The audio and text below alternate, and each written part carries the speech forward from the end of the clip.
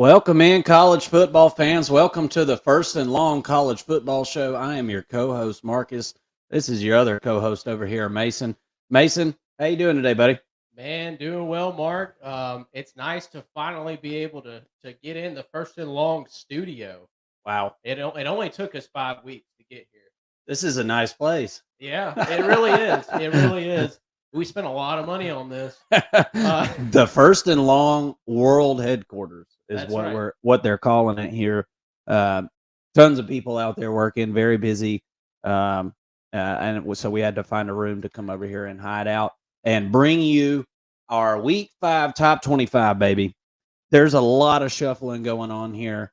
Um, I've got some very intuitive notes here, and it's actually just a list, but I've got notes in my head, and I'm ready to bring our new updated top 25 after a topsy turvy week 4. We had some big matchups.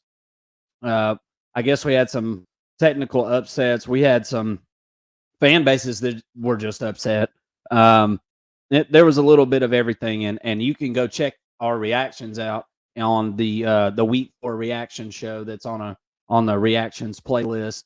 And what we're going to do is we're going to start at 25 and work our way to 1, and just kind of this list is a mix of our two top 25s.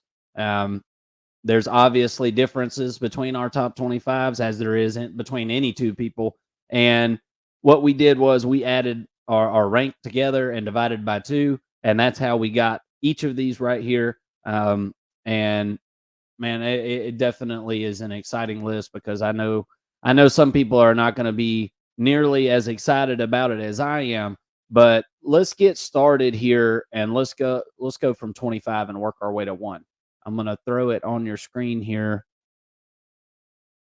Is that the one we want to use, Mason? Anyway, starting at number 25, we got Texas A&M, and I said the other day I was going to wait to talk about Texas A&M and Auburn until this top 25 had come out, and I wanted, because I knew we were going to talk about them anyway. I knew after that win that we would be talking about the Aggies, and Texas A&M goes out and beats Auburn at the 12th man there in Texas. And Auburn showed up to play some defense, and it was kind of a slow start to the game. Not a spectacular rushing event for Texas A&M, but they definitely got the ball down the field in the second half, and we're very clearly the better team than Auburn. And I actually thought Auburn showed up to play some defense. Auburn just doesn't have they don't have a quarterback. I mean, they got 2, but they don't have one. And it's just, hey, that's just the growing pains that you're going to deal with whenever whenever you're got a new head coach and putting in a whole new system and everything. But we put in Texas A&M, and quite honestly, Texas A&M at 25 was my doing, because Florida and Kentucky in the top 25 was Mason's doing. So it's kind of a mix there, and we got 3 teams down there at 23, 24, and 25. But do you agree or do you disagree with Texas A&M? I mean, I obviously didn't have them in my top 25, and that may have just been me neglecting them, honestly, because um, you kind of, if you're like me, after the Miami loss, you kind of say, well, here we go again with Texas A&M. I'll pay attention once you can beat a good opponent, and Auburn wasn't that. Let's be honest. They were undefeated heading into College Station there, but I had kind of just put Texas A&M on the back burner and said, "Hey, prove it. Prove it to me. I know you got a great, talented roster, but it really hasn't come to fruition." And so I agree in a way. This, going back to your question, I mean, I may have just kind of left them out, and just neglected them in a way.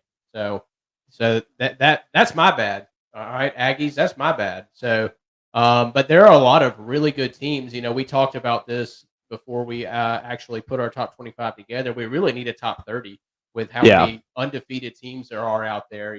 Fresno State's not going to be on my top 25, but they deserve to be mentioned because they've done an outstanding job, and Georgia State as well. You know, they just took down Coastal Carolina. Yeah. There's a lot of good teams that are out there that we're not ready to talk about yet. But you know, there's only so much information that can be shared in an hour and a half long show. So we've left some of those off. But what do you think about the SEC, and we've got three teams that are rounding out our top 25 that could have been left off in Kentucky, Florida, and Texas A&M. All three of them have a case to be made for and against them being in the top 25. So, what do you think about the SEC and where it's at right now as a whole?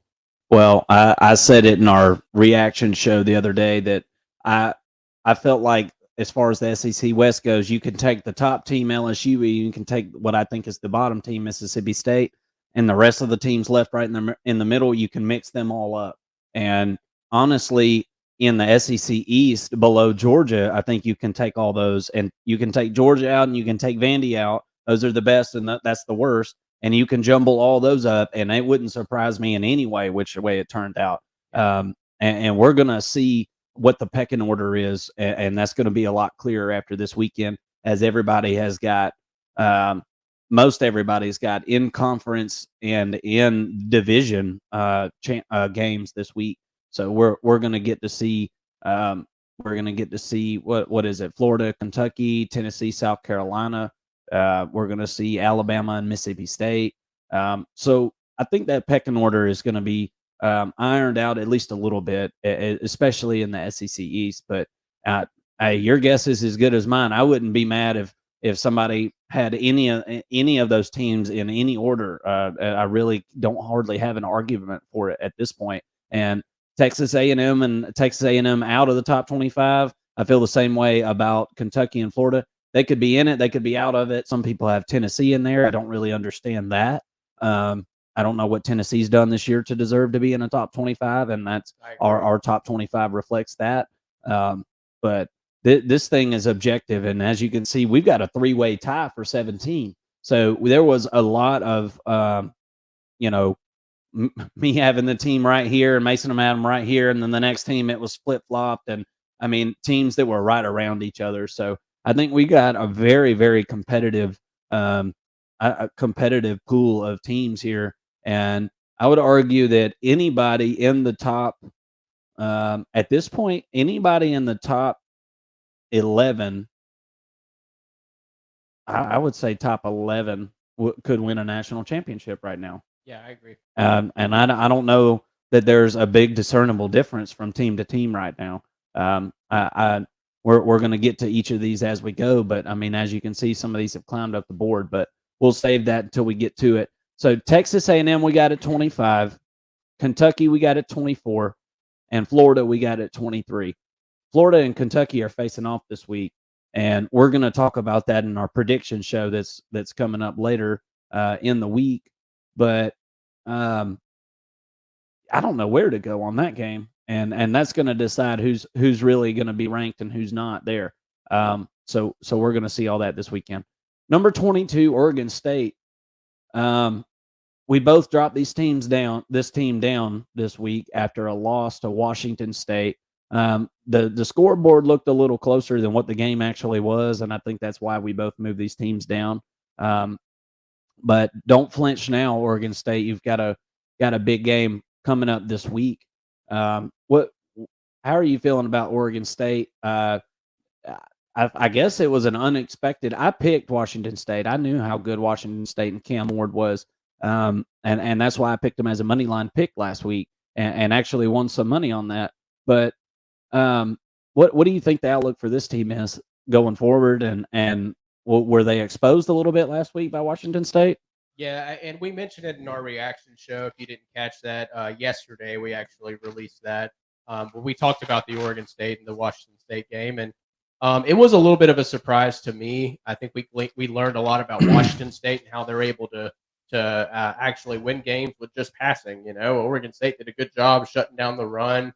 Washington State's not a great passing team, but their defense was better, and they really made Oregon State one-dimensional and said, "Hey, beat us over the top." You know, DJU, you're going to have pass against us, and he just wasn't able to do that. and it showed. And it was a game late, but um, ultimately, I think the better team won in Washington State. And now we've got 2 weeks in a row where we've seen Oregon State struggle offensively pretty Yeah. bad. And DJU, he looked great for the first, 2 weeks, I guess. And everybody thought, hey, maybe Oregon State's able to do it with him, and maybe they're a real contender in the Pac-12. I think they're really more a middle of the road in the Pac-12, which is a really good conference right now.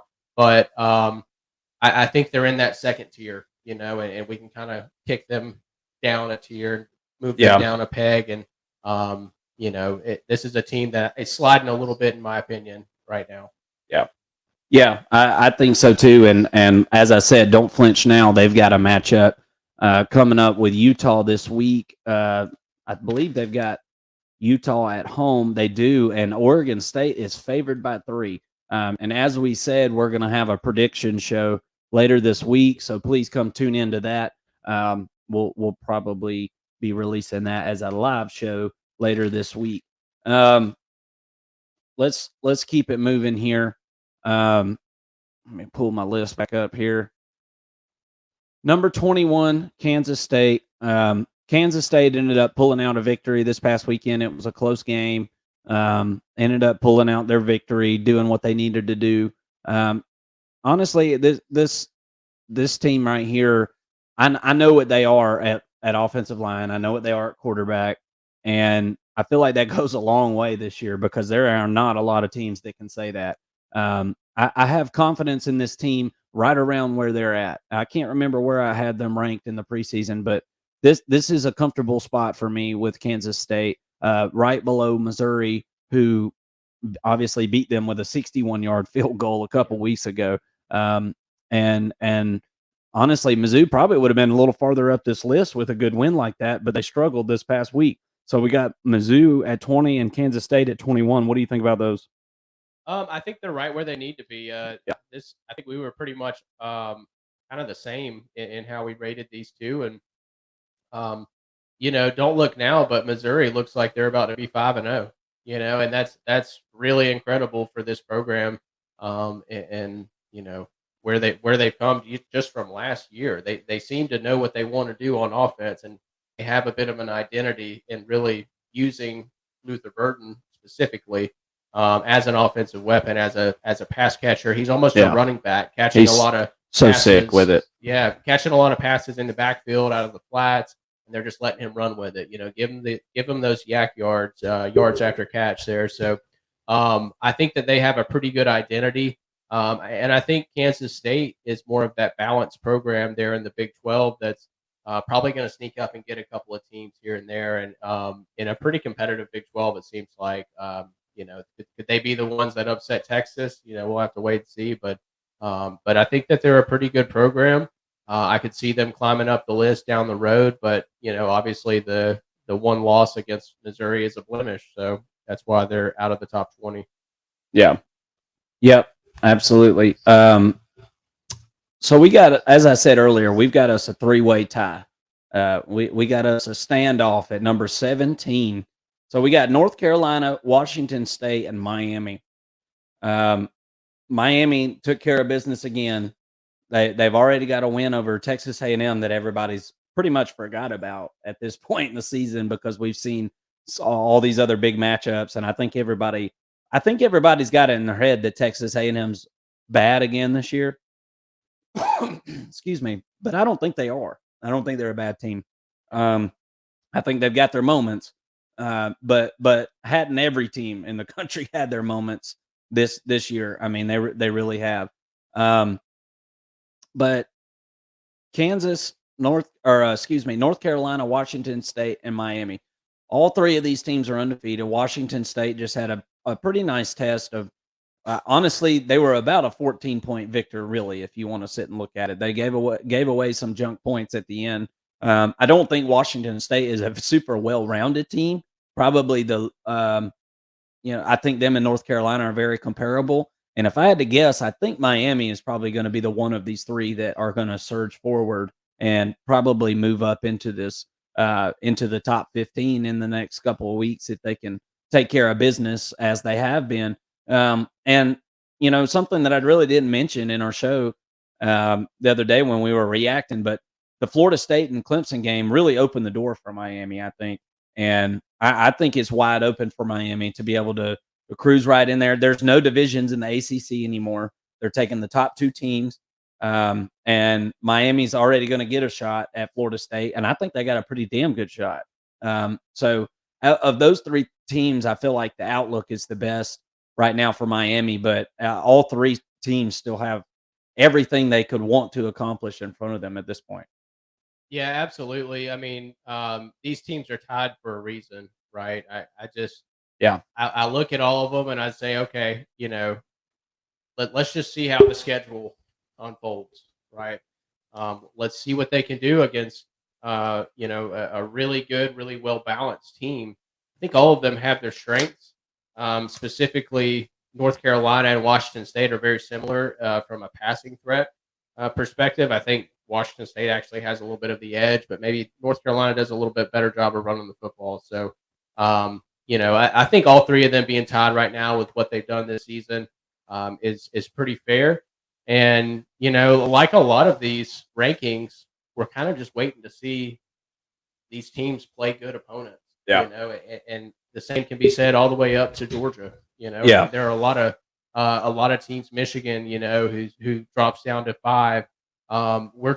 We really want to see them in a competitive game, and we haven't seen it yet. Yeah.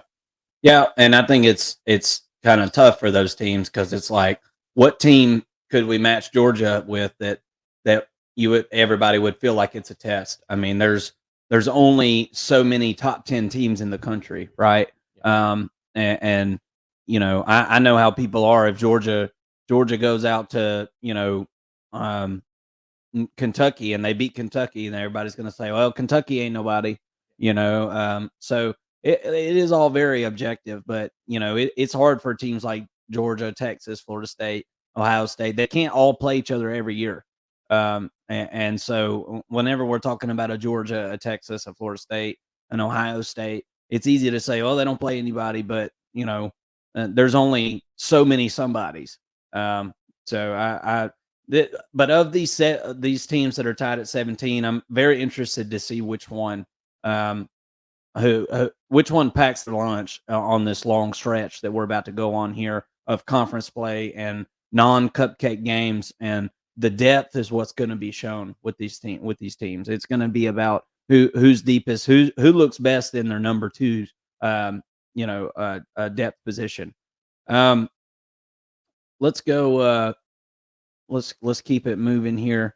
So number 16, we've got the Kansas Jayhawks, and let's see. So we got those.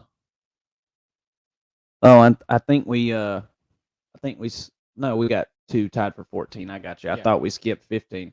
Gotcha. So 15, we got our Kansas Jayhawks, and they've got Texas. They got Texas this week. It's going to be at Texas. So you got a 16 versus a number 2 this coming up week. Kansas has got a really good offense. It's that there's no debating that. It's a very good offense. Leipold is a great coach. He's really turned things around. Obviously, for Kansas, this is historically a basketball school, and all of a sudden they're playing some football out there in Kansas. I don't, I'm hesitant. Kansas beat this Texas team just a couple years ago, and I don't think it was last year. I think it was the year before. I think they beat them at Texas, and man, that was just embarrassing. That was a very embarrassing loss for Texas. And I have to say, even as good as Kansas is, this would be an embarrassing loss this year, as Texas is poised to go march their way into the playoff in a conference that I think they're head and shoulders above everybody. So, do you think Kansas is going to be able to trip them up? And without getting into a full-on prediction, and what do you think about Kansas being at the 16 spot? So, further on in this episode, we're going to break this game down, Texas and Kansas. This is one of our matchups of the week that we've circled, rightfully so. It's a ranked on ranked matchup. It's going to be one hell of a game. I know that. So we can go into the numbers here in a minute, and we're going to look and see exactly how they pair up, statistically. based on the 4 games we've seen this season. So I'll save our preview for that. But I think as far as Kansas, being ranked 16th, I mean, you would have told me that at the beginning of last year, I'd say you're crazy. Did they hire freaking Nick Saban as their head coach? What the heck happened here? But they've been a really good team. Like I said, we're going to get into it statistically here in just a minute, but they've been pretty balanced too, surprisingly. It's they're playing really good football right now. Now a true test coming with the Longhorns, but I think that they're ranked 16th, and I think that they're from a power ranking perspective, they're in a pretty good spot at 16. I think that they're really that good, and they've only had Daniels back for 2 of those weeks. So their quarterback, and we mentioned before we started recording that Bean's a very good backup. He's an excellent replacement, but you'd like to not have to use him when you have a playmaker like Daniels, on your team. So I think this is a great spot for them. I don't think that should they go and lose, which they are, favored to lose, right? I don't think that they should fall much. I don't think they should fall out of the top 25 if that's the case, because this is a really good program. And I think it would be doing them a disservice. As long as they don't get blown out. Right. As long as they don't get blown out, and I don't think they will. I don't think Texas is going to be able to just shut Kansas down. But I can't wait to dive into that game a little bit more and look at the numbers and things like that. Because I don't know that Texas has seen a passing attack like they're going to see. I mean, who has Texas played that has a passing attack like that this year? Yeah. In years past, you'd say Alabama, but not this year. We know better. Yeah, we know better than that this year, and really last year too. Even with Bryce Young, they weren't a great passing team last year. Number 14, we've got a two-way tie for 14 with the Utes and the Bama Man. Utah Utes and the Bama Man. Utah's got another big matchup coming this week. They're going to be matching up with Oregon State, as we talked about earlier. And Alabama is going to be matching up with Mississippi State. I thought all in all, it was a pretty decent win that Alabama had this past week. I mean, it was like a kind of hopping into a time machine and heading on back to, 09. Yeah. And maybe not as dominant of a run game these days as Alabama had back then. But it felt 09-ish for the Crimson Tide as they pretty much just Python squeezed Ole Miss throughout the game and pretty much just squeezed them into submission. And to be quite honest with you, if you really think about it, Alabama and Utah are a lot alike. Yeah. These teams are really similar in style. They want to be running teams. Utah had kind of a hard time getting the ball going at all, any kind of offense last week. And Alabama, I wouldn't say is an offensive juggernaut or anything like that. I think these two teams are really similar. Obviously, the difference is Utah is undefeated and reigning Pac-12 champion. And look, this team knows how to win. And I feel like Alabama, I feel like they're in the right spot right now. But I think there's a time coming here in the next few weeks. I don't know if it's this week. Where they'll be moving downward. And I feel good about Utah. I don't feel as good about Bama headed forward as they have to play an SEC schedule. And but as for right now, we've got those two tied at 14. What do you think about that? I think you nailed it. I mean, these are two teams that are very similar, right? Yeah. Two offenses that have struggled. Utah, still with no Cam Rising, seems to not have a quarterback. Yeah. Right. Yep. Doesn't that sound a lot like Alabama? Yeah. I mean, with everybody healthy at Alabama, but I thought that we mentioned this in the reaction show yesterday, but I thought that we saw Alabama with their starting quarterback. I think that that game against Ole Miss helped them understand that they have a starting quarterback in Jalen Milroe, right? Yeah. He's their guy. He's no more best option. Yeah, no more flip flopping on who their starter is for Nick Saban. So he's their best option. that offensive line is. I don't know if I've ever seen another unit that is as bad. With such high expectations. They're Yeah. the exact opposite of what everybody expected. Nobody could shut the hell up about this offensive line Yeah. coming out of camp. I mean, everybody, the Alabama fans were telling anybody that would listen that this is the best offensive line that they've had. This offensive line weighs more than any NFL offensive line. Well, guess what? That don't mean a darn thing. I remember that stat as a Georgia Bulldog back in 2018, 2019, 2020. And Georgia kind of figured out this, like, okay, wait a minute, we might need to slim these guys down a bit so we can get downfield and block somebody. This is a huge Alabama offensive line, like massive in size. They are very slow they're slow coming out of their stance. They're getting beat around the edges. They got Caden Proctor they're throwing that dude to the fire. I mean, he is learning on the go, and the SEC is a really, really tough spot for a freshman to learn on the go at left tackle. That position takes years if you're not already having professional coaching in high school. And I'm not saying that he didn't, and I'm not saying Caden Proctor is not going to be a good player, but right now I would consider him very average at tackle at this point.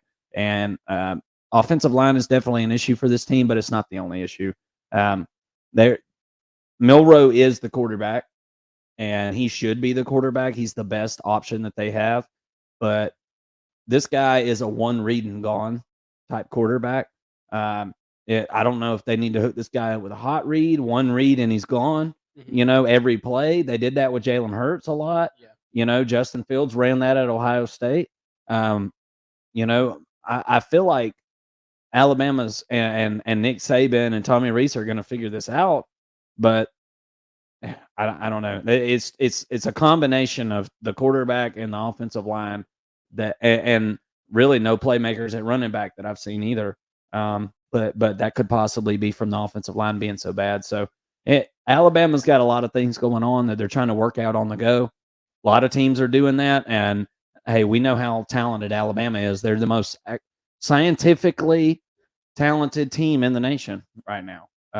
If you want to look at recruiting rankings and things like that. So they are a strange team to figure out this year. I could talk about them for an hour. Number 13, we got Duke. My Duke Blue Devils just keep on keeping on. And that's all they know to do, Mason. That's all they know to do. As Kirby would say, they just keep chopping the wood. And I really like the direction that the Duke Blue Devils are headed right now. And the direction that is headed into a really big matchup this week. Took care of business last week. No problemo. I believe they scored over 40 points. Really, honestly, if this team's scoring 40 points, then they're not going to have any issue because defensively, this is a damn good squad right here. Mm-hmm. What do you think about Duke being at the 13 spot this week, headed into their matchup with number 10 Notre Dame?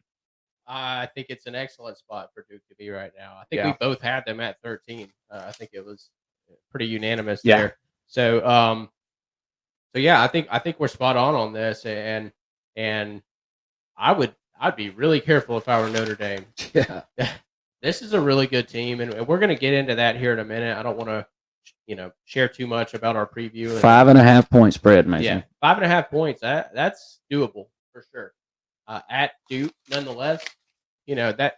Hey, get ready for a field storming if they are able to pull that. The second one of the year. Yeah, second one of the year. This one would be more deserving, in my opinion. But yeah. So I think that Duke's right where they should be. And they've got another really tough test ahead of them. If they're able to pull this off, look out. Mike Elko is just going to be soaring up the leaderboards for coaches, and Texas A&M fans are going to be wishing they had their defensive coordinator back as their head coach instead. Yeah. But I think he's doing an excellent job, and I expect him to continue to climb up the leaderboards with his program and as a head coach. Yeah, he's going to be a hot commodity.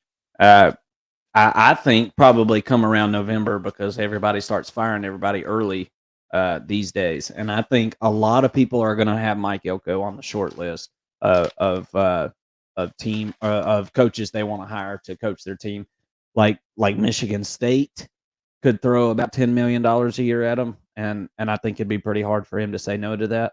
But we'll see. Let's don't rush him away from Duke. I'm enjoying what he's doing there, and can't wait to watch this defense match up against Notre Dame's offense. Um, I can't wait to dive into that breakdown a little bit, and see if I can bring myself to take my Duke Blue Devils again. Number 12, we got Oklahoma. So I might have been a little hard on Oklahoma in our reaction show. The more I've thought about it, I do stand by my thoughts that I think they need to find an answer at running back. They need some help there. I think overall offenses are just not as good this year. I mean, I see a couple of them that are really dynamic. USC has their days where they're very dynamic. It wasn't this past weekend. We'll talk about that. But Washington's a very dynamic offense. Other than that, I don't see a lot of dynamic offenses. So for me to sit there and say, that this isn't a dynamic offense, and I think it's a pretty damn good defense. I think it's a damn good defense, and I think it's a serviceable offense. My problem last week was the amount of yards didn't translate to the amount of points that were scored on the scoreboard, and that was my point. I like the trajectory of this team. They're very clearly have stepped in the right direction this year versus what they were last year. Their recruiting is absolutely on fire right now. They're getting defensive players the likes I've never seen Oklahoma get. And I'm not like an old man or anything, even though I got some gray in here. I barely remember some of those awesome Oklahoma teams, and and I know there were some really good ones when Lincoln Riley was there, but I've never seen them load up on the trenches like they are right now, and specifically defensive line and linebacker. Brent Venables, I think, is doing a really good job loading the cupboard up with talent, and that's what it's going to take, especially making the transition next year into the SEC. But I would say right now that Texas and Oklahoma are more prepared at this point than I thought they would be about a year ago. And I feel like they're both bolstering up to be a successful team in the SEC. Absolutely. Top 5 in the SEC as soon as they come in, probably both of them at this point. I think that's pretty fair to say. Looking at what we're looking at this year, I would definitely agree. I mean, if Tennessee's done fell off. That was a 1-year wonder, I guess. Yeah. We're back to the trash cans on the sidelines. Brick by brick. Same old thing as Uncle Lou would say, John Hopeful to the rescue. But Florida's down. Auburn's trying to work their way back up. Bama's, I would say, working their way down. You got your Georgias, your LSU's. They're going to be right there. I mean, they're absolutely going to be right there. And honestly, right now, I see Oklahoma. I think it's very possible they finish this year 10-2. I think it's very possible, and I think that would be a very good year for Oklahoma. And you never know what can happen in the Texas-Oklahoma game. And I know that Oklahoma is going to be fired up after what happened last year. So I'm excited about this Oklahoma team. I do want to see as many, just like a lot of these teams, we got to be converting yards into touchdowns.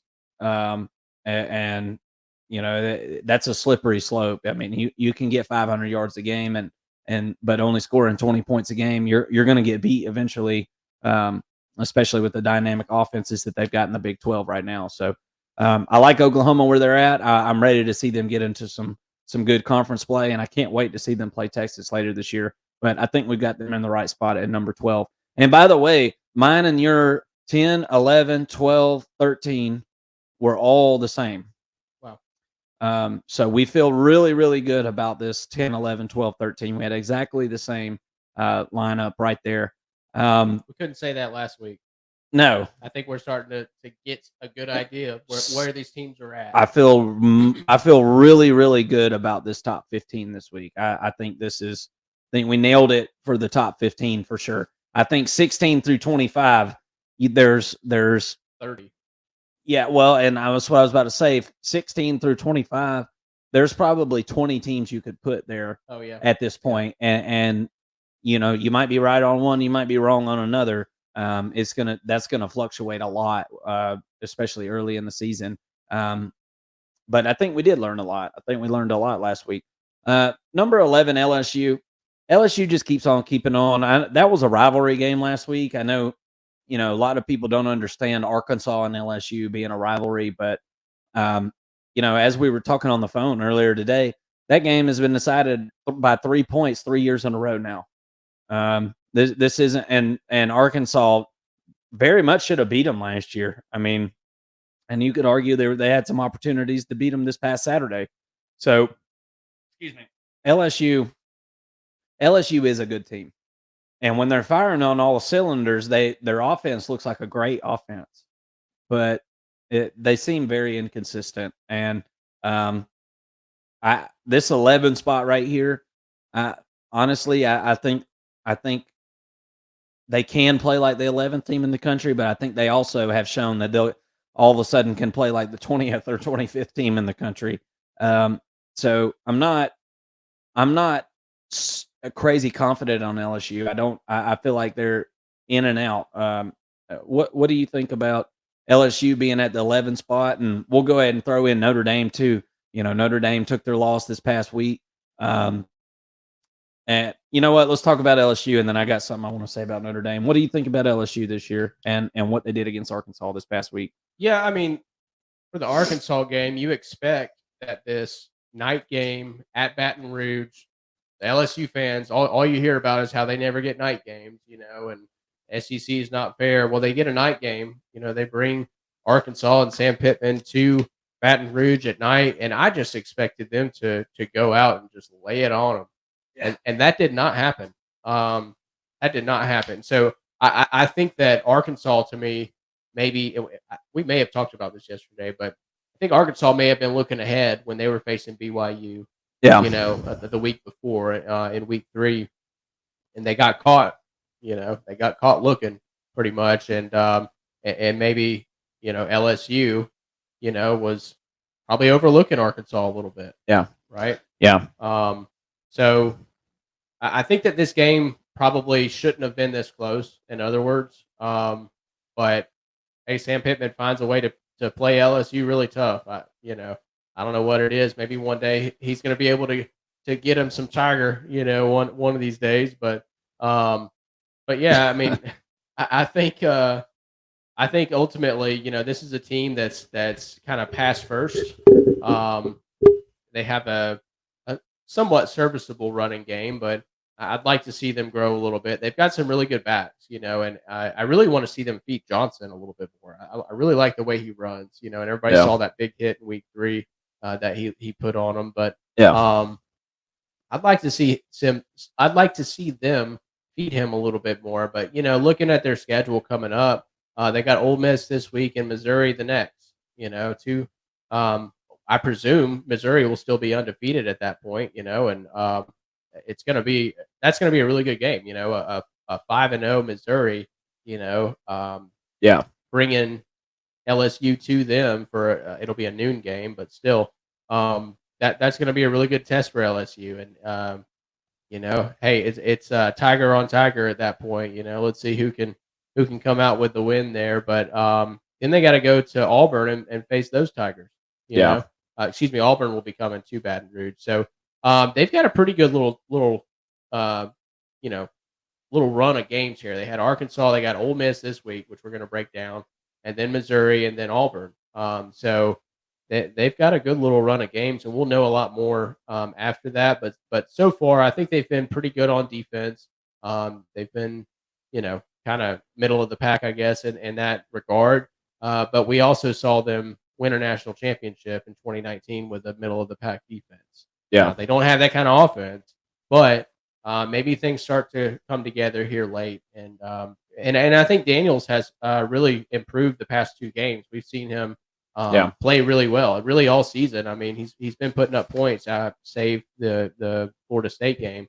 So really good offense. I'd like to see them run the ball a little bit more and play a little bit better defense.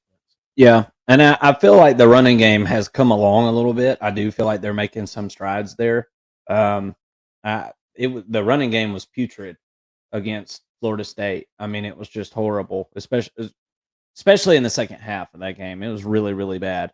And Neighbors is just an absolute freak and has carried this team Oh at yeah. times. And it does kind of seem like as he goes, the team goes. Yep. So we'll have to keep an eye on that. And at some point, they're not going to be able to rely on him to get a W for them, and going to have to be able to run the ball and stop the run as well. Um, and honestly, Florida State, if you look at their game with Florida State, that's about the only game Florida State's been able to run the ball this year. Mm. They haven't ran the ball well at all, especially the last 2 weeks. Number 10, Notre Dame. There was something that we didn't fully talk about in the reaction show because it was kind of like, all right, I didn't fully understand the story of what all was happening, but pretty much Notre Dame just played the last couple of plays of their game with, and you said something about it in the reaction show, but I didn't know all the details and everything. They played the last series of this, or excuse me, last two plays of this game against Ohio State with 10 men on the field. Mm. And literally the excuse was made that I didn't want to get a penalty. And it's like you said on the show, that was absolutely ridiculous. You're already on the goal line. Take the half to the distance to the goal. Get your 11th man out there. It was a defensive lineman. I don't think he knew. I think he legitimately did not know until somebody said something after the game, and I think he was trying to cover that up. Yeah, I think that's possible. I was trying to think. I was trying to think nice thoughts and think that maybe he was trying to protect a coach, and take the blame for it, and not, not be spilling the beans on national media that it was a coach, on that sideline, that it was, because that's somebody's job. It's got to be somebody's job. There's like 100 freaking staffers for these teams, so that was really bad, and there was some other coaching blunders in this game. Ryan Day won this game for Ohio State, in my opinion. Yeah. The way Notre Dame went in a prevent at the end of the game, and just, you can't let Ohio State get 10, 12 yards at a time. That's their offense. Right. That is their offense. Literally, they went out there and ran their. I felt like Notre Dame had them out of character the whole time until the very last drive, and then it was the Ohio State that we typically see. And hey, kudos to Ohio State, but Notre Dame, I felt like, let this one slip through their fingers this time, and for that, they'll be at the number 10 spot. You got anything on that? No, I mean, they've got a really tough matchup that we're going to go into with Duke, right? Yeah. After that, they've got to go to Louisville. That should be an easy W. And then they've got USC coming home, for a matchup. And we're going to know more after that game. I haven't written them off as a playoff contender. I mentioned, if they're able to beat USC somehow, win the rest of their schedule. They do have Clemson on the schedule, so that'll be a tough matchup. All the other games are winnable outside of Duke, USC, and Clemson.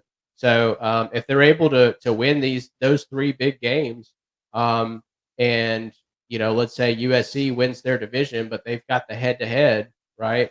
I think Notre Dame should get in over them. Even though USC would have won their conference. So so there is a path. Some dominoes have to fall for them. Other teams have to, somebody else has to lose a game too. I mean, Florida State would have to lose one. Even just beating USC doesn't necessarily give them that right. Because there's could still be 4 undefeated conference champions. It's possible. Yeah. So something has to go right for Notre Dame to get in. But they're still a really good team. They're still, to me, really a top 8, probably power rated team. They're very well balanced. I thought that, and I don't want to get into the last game too much, but I thought that they had a poor strategy going into Ohio State, and they got outcoached. Not necessarily in the game. They did get outcoached in the game, but even going through the whole week, leading up to that game, I think that they got outcoached. And it's Marcus Freeman's second season with Notre Dame, so I think it's going to be a kind of a learning curve for him. So. But I liked what I saw from them. I just wish that they would have given Sam Hartman more opportunities to win the game. Yeah. Even though he was making some mistakes, I think he was their best shot to win it. I agree. He was the most experienced player on the field. You got to put the ball in his hands there. That's why you brought him there to win a championship at Notre Dame, and that those thoughts are still on the table, but it just got a little bit harder, and now your back's against the wall the rest of the season. Um, I don't think there's going to be 4 undefeated conference champions. Yeah. I'm not. I know you're not predicting it, but I don't think there will be. I think that this year there's too much parity going on this year, and I don't think there's great enough teams. I don't think there's 4 great enough teams to go undefeated because it's really damn hard to go undefeated in college football in a season. Um, USC and Oregon are tied at number 8. And I like this a lot because I can't decipher between the two which one I like more. Couldn't be two different teams though. You know what I mean? If you break it down, like Yeah, they're very different teams. yeah, absolutely. And I think I lean Oregon um, as a better ranking, just as far as the fact that they play complementary football. Yep. This Oregon team is much improved on defense. I can tell. They're much more organized out there. I'm not saying it's a finished product by Dan Lanning in year 2 at this point, but he's bringing in the guys that he needed. He attacked the transfer portal, brought in some really talented guys from all over the country, and that's what you got to do at Oregon. And last week, obviously, Oregon just absolutely just cracked the shell on Colorado. I mean, just absolute neck crack of a football game. I know that felt good. Actually, kind of let them off easy. I think in the second half, only scored 7 points, but I think this is a really good Oregon team. On the USC side of this, they're also tied at 8. Like I said, I did not like what I saw out of USC, and there is a weird, in my opinion, this is just my opinion. I'm not some kind of insider or something. Certainly not an insider at Southern Cal. We're sitting here in Georgia right now. Couldn't hardly be farther away. But there's a demeanor on Southern Cal's team that I don't like, and I don't think they really give a damn about playing defense. Just to be honest with you, this past weekend I watched, and I had money on Southern Cal to cover against Arizona State, and for some reason I'll be betting on them again this week. But nonetheless, they played a really really sloppy game, and I cannot remember what we had them ranked last week. I know it was really high. I feel like didn't they move down a couple slots? USC. Yeah. Yeah, I want to say we had them at 6 last week. Yeah. So we moved them down a couple slots. I think deservedly so. Not a convincing victory over an Arizona State team that was just shut out the week before by Fresno State, 29-0. So I don't feel bad at all about moving USC down. Gotta play some defense, man. And if you're going to be a team that's completely one dimensional and you're just really good on offense, then you better be really good on offense. And that was not how I would describe this past performance this past weekend. What do you think about Oregon and USC being tied at number 8? Yeah, I mean, you know, these are two really good teams in different ways, right? Oregon gives you that balance. They strike you on both sides of the football, and they're probably a top 20 team on both sides of the football in most categories, most major categories. They run the ball pretty well. They pass the ball really well. They score. They're up there in all those metrics, especially coming off of a huge win against Colorado. That certainly helps their stats. Yeah. I think USC moving down a couple slots, it really had more to do with Penn State having a pretty strong performance against Iowa, which we talked about, and then Ohio State, of course, kind of leapfrogging them. They were they were 1 or 2 slots behind them. I think they may have been behind Penn State. And Ohio State was at 8. Now they're up to 3rd. Right. So on top of that, USC did have a pretty lackluster performance against Arizona State. Where they were favored by 36 points, only won by 14. So I think it's fair to say that they were underwhelming and they were, deserved to be moved down. That didn't look like a playoff team, in my opinion. Very sloppy. Yeah. So they have chances though. to move back up. Like every team. So coming up, you know, they've got Colorado this week, which we're going to talk about, but then they've got Arizona, and then we don't really get to see them tested by a team that's balanced until Notre Dame there in week 7. So after that, let's talk about USC being a playoff contender because Yeah. we saw what a playoff contender in Ohio State had to do to beat Notre Dame.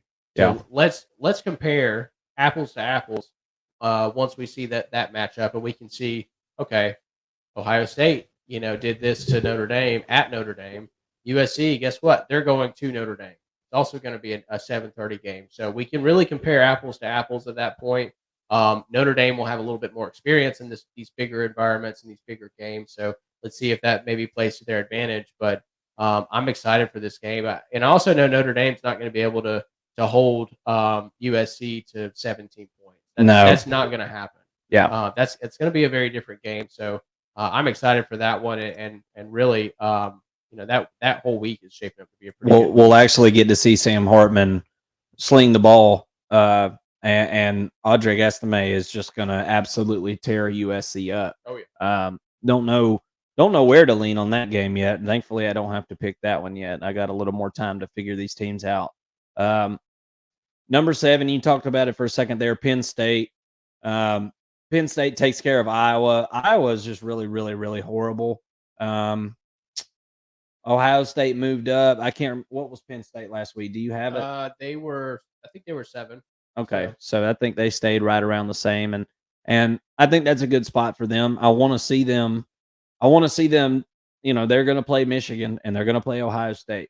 So you're going to have a chance for 3 of these top 7 teams here to wipe each other out.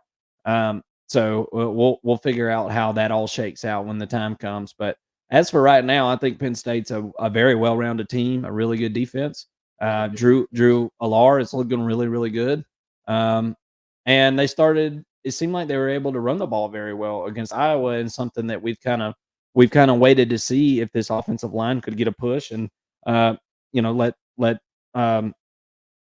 Nick Singleton do his thing and Katron Allen do this thing on this offense. And they were able to do that last week, rush for over 200 yards. So feel really good about where Penn State's at. And I know that Penn State was one of your playoff picks in the preseason. What do you think about the Nittany Lions and the direction that they're headed? Yeah, I mean, they didn't. So far, so good, right? Exactly. So far, so good. I think that they're trending in the right direction. We saw them struggle on offense a little bit. In particular, Drew Aller struggled a little bit on offense against Illinois, a couple of weeks ago. And I saw him kind of bounce back against an even tougher defense. I really wanted to see him against an Iowa defense, which is about as good as they're going to play outside of, Michigan and Ohio State. Those are probably pretty similar power rated defenses, and different in some ways. It's going to be tough to pass on an Ohio State in particular, and Michigan as well. They both have great secondaries, but yeah, I think that he passed the test, and I think that Penn State's offense passed the test.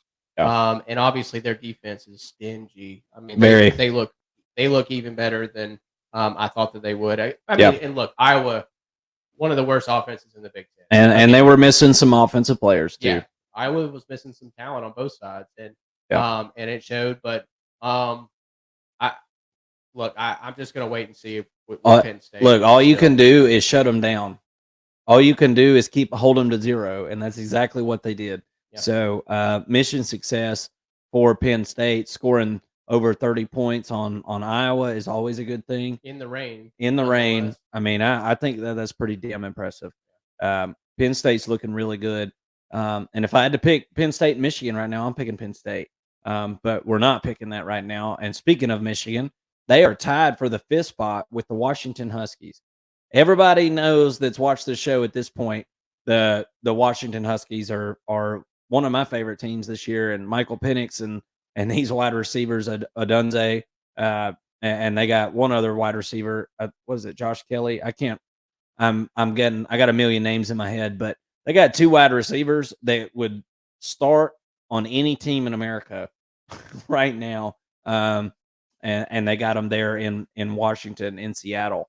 Um, really like this team. I watched this defense get multiple turnovers this week. Whenever a team was trying to throw the whole playbook and the kitchen sink at them. So I'm seeing a lot of things I like out of Washington. Michigan was in our number 2 spot last week. There was a unanimous number 2 between the two of us. I am responsible for pulling Michigan down as far as they've been pulled down. They have not done anything to deserve to be in this in the top 4 at this point. What you know, some may argue, say, well, Georgia doesn't have a good win this year. Well, they have a better win than Michigan. South Carolina's a better win than anything that Michigan's had by far. Michigan has been playing non-FBS teams, playing FCS teams, and does not play a non-conference Power 5 opponent, and hasn't for the last few years. Georgia has won 20 something home games or 20 something regular season games in a row, going for their 3rd undefeated regular season, going for their 3rd straight national championship. There's plenty of reasons to keep Georgia at number 1. And not to mention, I think they're obviously very talented, and I don't think they've looked bad this year by any means. Michigan, on the other hand, that was not a very great showing last week against Rutgers. And I know Rutgers is on the uptick, and Greg Schiano's got them, coming back or whatnot, but they're never going to be a power. And this is not a power team. And I'm just not in love with Michigan at this point. Is it possible that they're hiding a lot from us? It's possible. I heard Bud Elliott talking about on Cover 3 yesterday that a lot of their offensive linemen are only playing about 30 snaps a game, and they're rotating. So you're not even getting a chance to get a good grade on these guys and what they're even about. So I, you know, all I can do is call it like I see it. And right now, Michigan looks like a top 10-ish team. They don't look like a top 4 team to me. And they're going to have a couple of chances to prove it at the end of the year. And anybody that's hanging around the 5th spot is in good shape right this second, at this point in the year, as we haven't even had a playoff poll come out yet. But tied at 5th at Washington, and with Washington and Michigan, what do you think about those two? So let me ask you, where did you have Michigan in yours? Gosh, I'd have to go back. So, I think I had them. You had them at 2, and I had them at 8. Okay. So still in that range. Yeah. Yeah. I don't hate that. Yeah. I think it's fair. It's a fair argument to make, and you mentioned, what has Georgia done? Well, they just keep winning. You know what I mean? Yeah. It's not their fault that Oklahoma kind of fell off the schedule. Right. Speaking of that, I don't know, revisionist history here, but do you think Oklahoma would have beat Georgia in week 2? Because don't they look like a better team right now, Oklahoma? It would have been a really good game. I think so. I think people are They probably would have beat Georgia in week 2. yeah, to be forgetting honest. that Oklahoma looked really good in week 2, and Georgia was still trying to figure things out. Yeah, just And kind of they meh. still are. Yeah. So anyways, that's enough about that. So Michigan at 5. I think that, like you mentioned, we're not seeing what we need to see from them on offense, or at least we didn't in this week. They've had some success in past weeks and previous weeks, but maybe they're hiding out a little bit, which is fine. You guys can hide all you want. They're probably going to sit around 5 because they don't play anybody Yeah. until, let's see, you got Nebraska, Minnesota, I think Indiana, it's the last 3 games Michigan of the year. State, and then you got Penn State, Maryland, and Ohio State, which Maryland looks really good right now. Still Last 3 undefeated. games of the year, that's their only test. So yeah, so you guys can just kind of be in the middle of the top 10 up until the last 3 games of the year, and we're fine with that. Yeah. They have that opportunity though. They're a good enough team, right, to be able to rely on their defense. Yeah. Not show anything on offense. Georgia. We think they are. That's what we think they are. Yeah. Right. Georgia does this every year, and Yeah. they go vanilla on offense, and they kind of play their style of football without without bringing out about 10 or 15 plays a game that they use for the bigger matchup. We Right. see some real scheming and things like that because they don't have to do that. They should just be better than just about everyone they face. So I think you may be onto something there. Bud may be onto something there, and saying that, hey, I don't think we're getting the full package. I don't think we're getting the whole flavor, right? That they're leaving the salt off of this chicken, right? Yeah. And we're getting that bland chicken, that white people chicken, Yeah. and and we're tired of it. We're tired of that dry chicken. So, Well, you but got to have your Hillary Clinton hot sauce, Mason. that's right. But Washington over here. I mean, they I saw Kirk Herbstreit had them ranked first overall. In his top 25, and I thought that was pretty interesting. Who's that? Herbstreit, Had who? Washington. Washington. Yeah. Number 1? Number 1 overall. Yeah. Wow. So he's really high on them. I think that they've done a lot. They've really been one of the best offenses, I think, game in and game out. They've been very consistent on offense, and I don't think that Penix had his best stuff this past week, and he still threw for over 300 yards. Yeah. And I think he had 4 touchdowns. Right. So this is an offense that can win in I don't want to say in different ways. They're a pass first offense, but with different players, right? It's not always one playmaker, although Adunze has had, I think it was 4 games of 100 yards or more receiving, which was a school record. So, yeah. He's a freak. He's an absolute freak, and had another 3 touchdowns this past week, one of them in the punt return game, nonetheless. So, yeah. I think you got two Heisman contenders, really, when you break it down. But yeah, I mean, Penix is my pick for the Heisman right now. I think that we could see them kind of climb the boards here, especially not this coming week, but the following week. They've got Oregon coming to them. Wow. So that's gonna be one heck of a matchup. Big one. That week alone.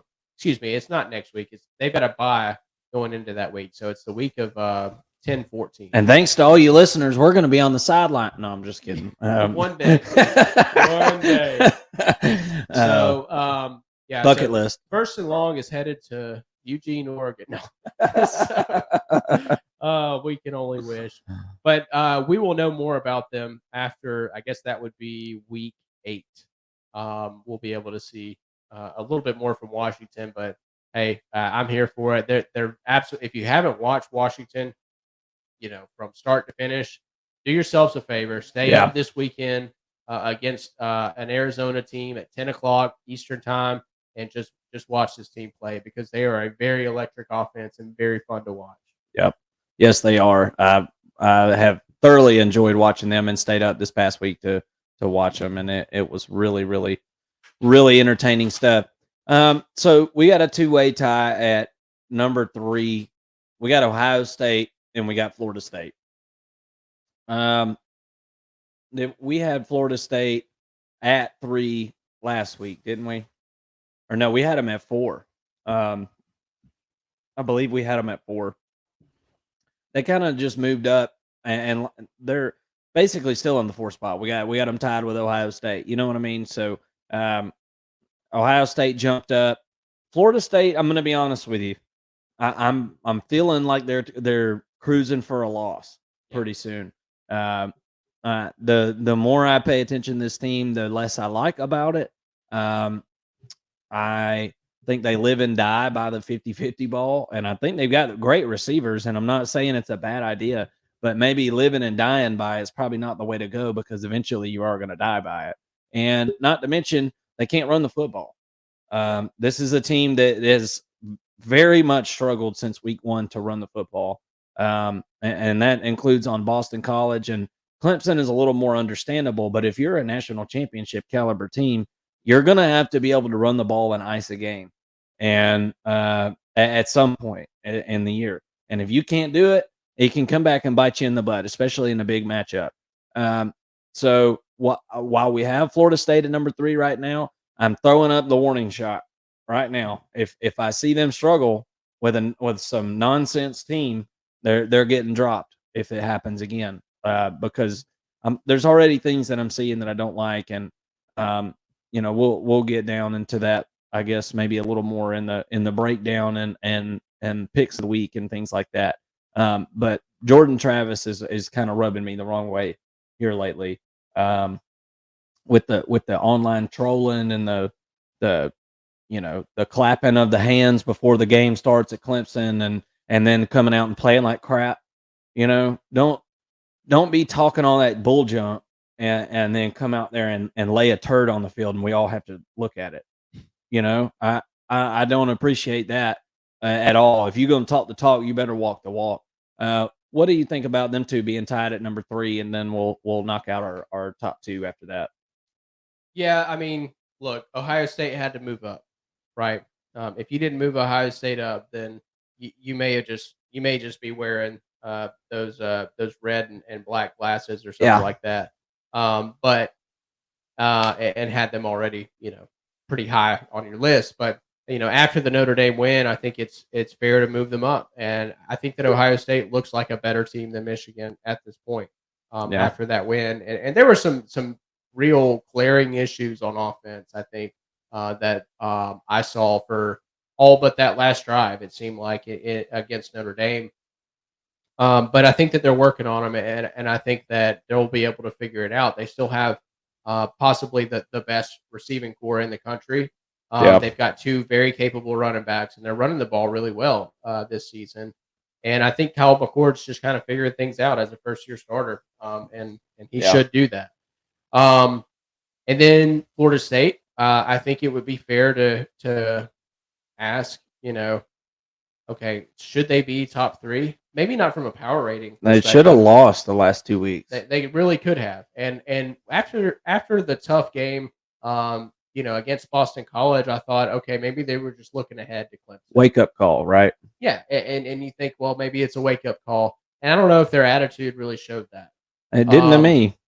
It seemed like Jordan Travis was trying to just go for the home run every single series, and he was missing a lot of guys underneath. So I'd like to see him pay a little bit more attention to his guys who are underneath and open, and not just try to swing for the fences every time he's up there. But I think you're right. I think this is a Florida State team that could get got here soon. They passed to the Clemson test. They passed the LSU test. They got Virginia Tech and Syracuse. The next, really the only games left on their schedule that they really could lose, I guess. They almost lost to Boston College, so I guess anything can happen. Yeah. But I'm looking at Duke, and that's in week 9. That's got to be at Florida State, right? It is, yeah. Okay. I'm looking at Miami, which would be week 11. Is that at Miami?